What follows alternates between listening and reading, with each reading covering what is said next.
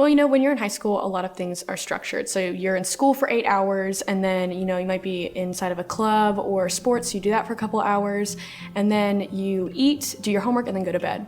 But then when you're in college, it doesn't really matter how much you are involved. Sometimes you just really have that kind of free time where you just sit there and you don't know what else to do.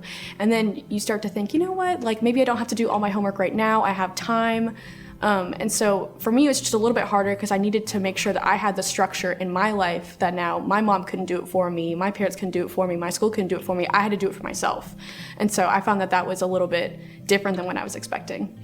Because I was involved in a lot, it didn't take me as long as I thought it might.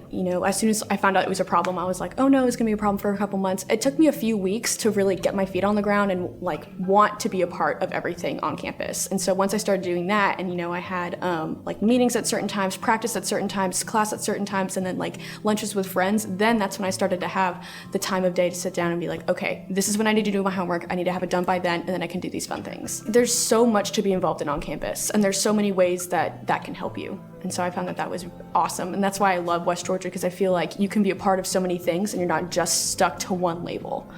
When I was in high school, I was really good at finding how I needed to study to get that A. It wasn't really about learning, it was more about just getting an A. And then when I got to college, I found that that's not really the case anymore. Now I'm here to learn, I'm paying for my tuition, I'm here for a reason.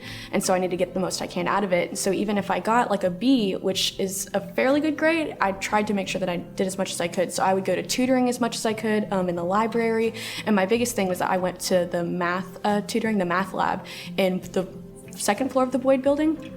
That helped so much because I found my professors in there and they were running it with other students, and so I was able to talk to people who learned just like me. I was able to talk to my professors and they were able to see that I cared a lot, and that really helped with my grades for sure.